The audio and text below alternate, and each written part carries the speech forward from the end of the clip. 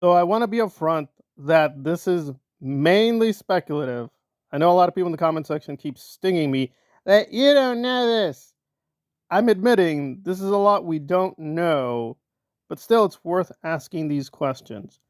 So recently, Aaron Smith-Levin, a very famous YouTuber who often makes anti-Scientology videos, decided to push the envelope by demanding many people who are thinking of leaving Scientology and may leave it that they directly contact him or his friends in the SPTV community. And if they don't do that, Aaron is going to actively go after them. Now, like most things, I don't really think Aaron knows what he's talking about, and I don't think he has a lot of credibility, so I don't really pay attention. I only saw small snippets of this bigger video. It is disturbing, whatever you think about it. Him making all these threats, it's not a good idea. But nevertheless, let's think it through because there are some intriguing possibilities if Aaron is being serious. And I don't think he is being serious because he just made this pledge. Not much has happened. Now, there are obvious enormous problems. Put aside the ethical considerations that some people who leave Scientology are not in the mental state to do anything or give testimony. So it's a little bit problematic to force him to testify. But putting that aside, is who is Aaron picking? Because Aaron himself was in Scientology.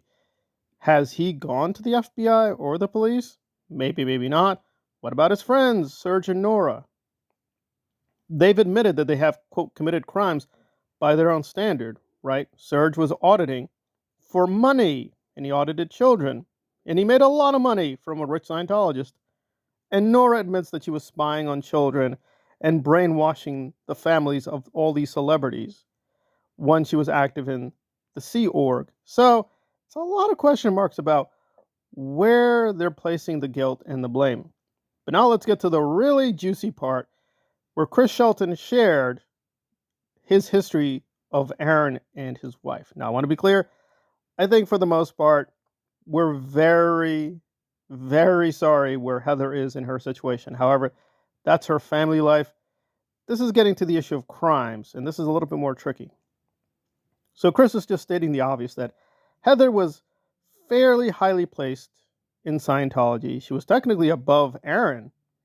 And Aaron's whole background is very fuzzy and shaky. Apparently, his mother still continues to do auditing for money. Now, I don't know if she's in the church officially, but there we are. But Heather, if she was highly placed in Scientology, would have access to a lot of information. Now, do we know for sure that she knows criminal activities happened? No, we don't, but we're going with Aaron's assumptions. So using Aaron's assumptions that if you know about any crimes and you don't confess to them or don't actively work with the FBI, you're suspicious. He's not applying this to his wife. And again, I just want to do a small fact correct because some people are saying, well, she wasn't on the Aftermath show. She stayed in the background. That is true, but she has been public. She has been photographed a few times. I have put her photo here and there. And again, it seems she doesn't want to be too much in the spotlight. But again, we're not getting into the issue of her image or even her family situation. We're getting into, well, does she know that certain things happen in Scientology? Does she know certain crimes? Now, obviously, there's not just the charge of hypocrisy here. You gotta think to yourself, well, I don't understand. If Aaron has all these issues, drugs, adultery, these sex scandals, getting in trouble with the law, you'd think Heather has a lot of leverage. And actually, she has a lot of power in this relationship. On the other hand, if she was privy to a lot of criminal actions, including the Danny Masterson case, if she was aware of things and did not actively help, then yeah, she might be facing criminal charges herself. So it could be Aaron does know that she knows, and that's kind of like their little behind the scenes bargain that he's not going to bring up her criminal activity and she's not going to bring up his criminal activity. So it's a very corrupt bargain. Again, this is speculative, but Chris Shelton does confirm that yes, she definitely was in a position to know many, many things. Again, would she necessarily know about Danny? Maybe, maybe not.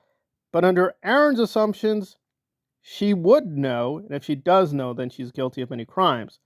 But for some odd reason, Aaron isn't talking about his wife and her criminal activity. Makes for a lot of interesting thoughts. And there we go. These are speculations. We don't know her exact position and how much she exactly knows about this or that case. But it is an interesting question that I don't think they've ever talked about her in depth. They talk about Mike Render.